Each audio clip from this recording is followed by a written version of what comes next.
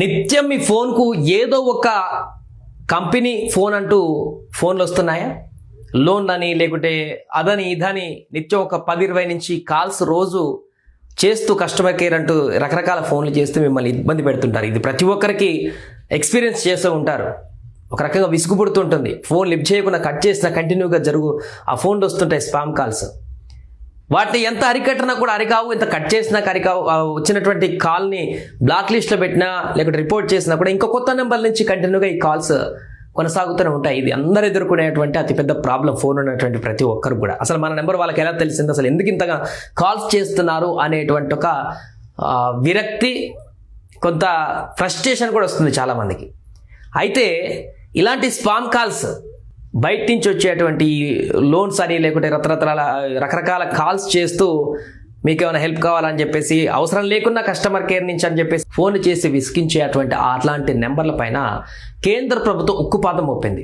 మీకు తెలుసా, 1 కాదు 2 కాదు 21 లక్షల ఫోన్ నెంబర్లను బ్లాక్ చేసింది కేంద్ర ప్రభుత్వం గడిచిన సంవత్సరంలోపు. ఈ యొక్క స్పామ్ కాల్స్ విపరీతంగా పెరిగిపోయి కస్టమర్లు తీవ్ర ఇబ్బందులు ఎదుర్కొంటున్నటువంటి విషయాన్ని దృష్టిలో పెట్టుకొని తాజాగా ఈ యొక్క ఫ్రాడ్ కాల్స్, ఇలాంటి కాల్స్ వల్ల ఫ్రాడ్ చేసే వాళ్ళు కూడా చాలా మంది ఉంటారు. ఇలాంటి కాల్స్ ఓటీపీ చెప్పమని కాల్స్ చేసి మిమ్మల్ని బెదిరించడం, రకరకాల కాల్స్, అవి వర్ణించలేనటువంటి విధంగా ఉంటాయి ఆ కాల్స్ అన్నీ కూడా.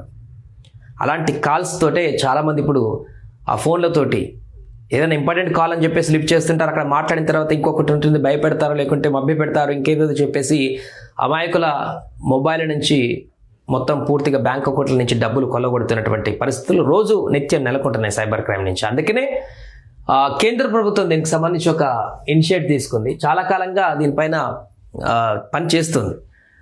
1 కాదు 2 కాదు 21 లక్షల పైగా మొబైల్ నెంబర్లను డిస్కనెక్ట్ చేసింది కేంద్ర ప్రభుత్వం. బిగ్ అప్డేట్ అని చెప్పొచ్చేది. గడిచిన సంవత్సరంలో 21 లక్షల మొబైల్ నెంబర్ని డియాక్టివేట్ చేసినా ఈరోజు మనకి ఇంకా ఈ ఫ్రాడ్ కాల్స్ వస్తున్నాయి. అంటే ఎంత ఫ్రాడ్ స్కామ్ లెవెల్ అనేది ఎంత డీప్గా వెళ్ళిందో మనం అర్థం చేసుకోవచ్చు. 21 లక్షల మొబైల్ నెంబర్ ఇప్పటికే డిస్కనెక్ట్ చేసి వాటిని డివేట్ చేసినా కూడా ఇంకా మనకు వస్తున్నాయంటే ఎంత బలంగా ఈ యొక్క ఫ్రాడ్ స్కామ్కి సంబంధించినట్టు మూట ఆ యొక్క బ్యాచ్ వేళ్ళునుకుపోయిందో మనం అర్థం చేసుకోవచ్చు.